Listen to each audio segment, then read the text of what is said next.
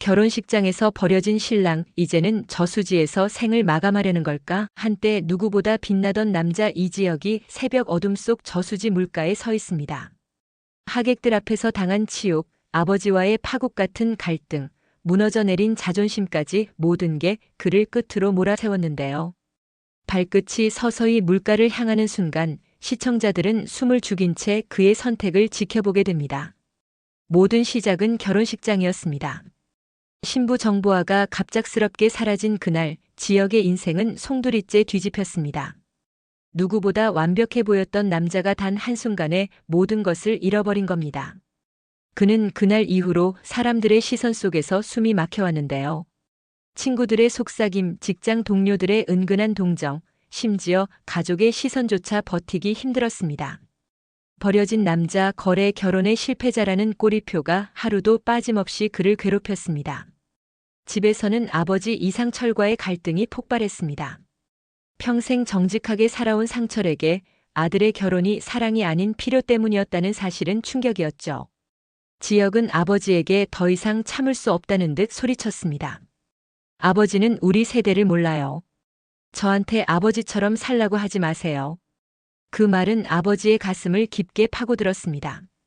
상철은 냉정하게 등을 돌렸지만 홀로 술잔을 기울이며 흐르던 눈물은 아들을 향한 미안함과 안타까움이 뒤섞인 것이었습니다.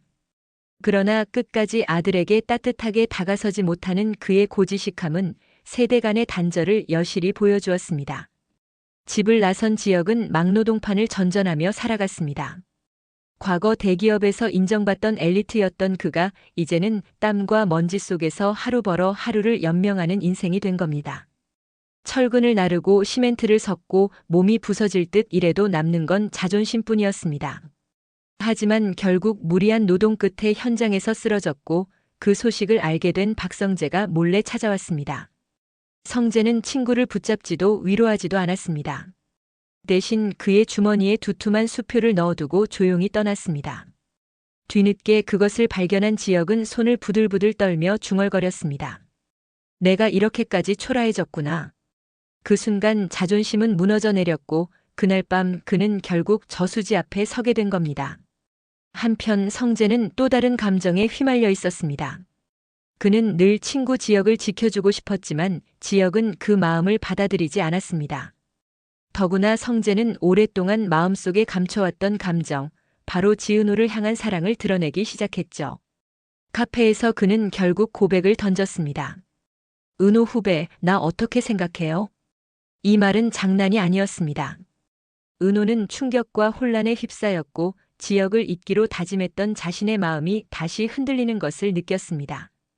그러나 은호는 아직 지역을 완전히 지우지 못했습니다.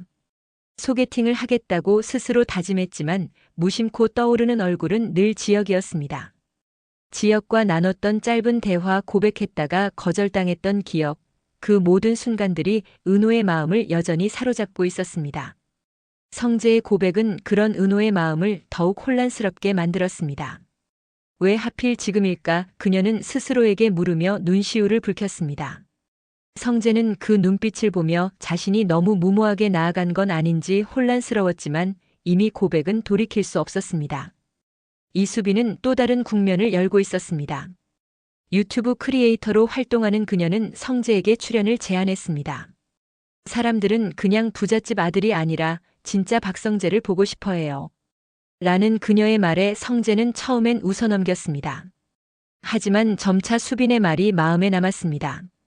자신이 늘 지역 뒤에서만 존재한다고 생각했는데 수빈은 그를 독립된 한 사람으로 봐주고 있었던 겁니다. 이 작은 제안은 성재 내면의 변화의 씨앗이 되었습니다. 그러던 어느 날 수빈은 오빠 지역의 소식을 듣게 됩니다. 막노동판에서 쓰러졌다는 사실, 그리고 저수지 근처에서 목격되었다는 이야기가 전해지자 그녀는 눈물이 터져나왔습니다. 김다정은 하늘이 무너지는 듯 오열했고 내가 뭘 잘못한 거니? 내 아들이라며 자책했습니다. 상철은 여전히 차갑게 굴었지만 속은 부서져 내렸습니다. 결국 그는 아무에게도 말하지 않고 홀로 저수지로 향했습니다.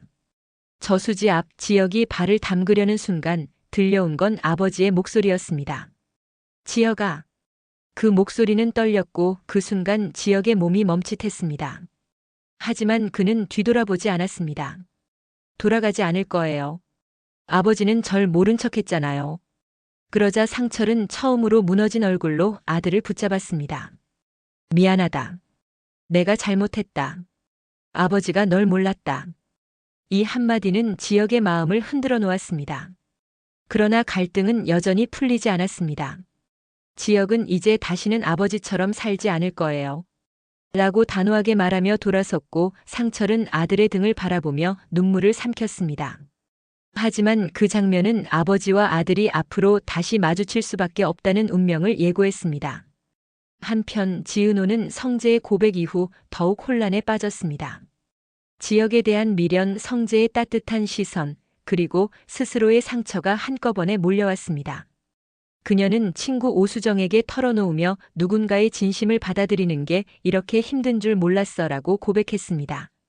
수정은 은호야, 내 마음이 흔들린다는 건 아직 지역 선배를 완전히 잊지 못했다는 거야라고 말했습니다. 이 대화는 은호의 내면 갈등을 극적으로 드러냈습니다. 드라마는 이처럼 세 인물의 삼각관계를 본격적으로 전면에 내세우며 동시에 가족 간의 갈등과 화해라는 주제를 깊게 파고듭니다. 지역의 극단적 선택 시도, 상철의 무너진 자존심, 성재의 고백과 은호의 흔들림, 그리고 수빈의 새로운 시도까지 모든 인물의 감정이 서로 얽히며 앞으로의 전개를 더욱 예측할 수 없게 만듭니다. 마지막 장면에서 은호는 홀로 앉아 속삭입니다. 지역 선배, 왜 지금 내 마음이 이렇게 흔들리는 걸까요? 그리고 동시에 성재는 결연한 눈빛으로 다짐합니다. 이제는 나도 내 자리를 찾아야겠어. 이렇게 7화는 시청자들에게 또 한 번의 긴장감과 궁금증을 남기며 막을 내립니다.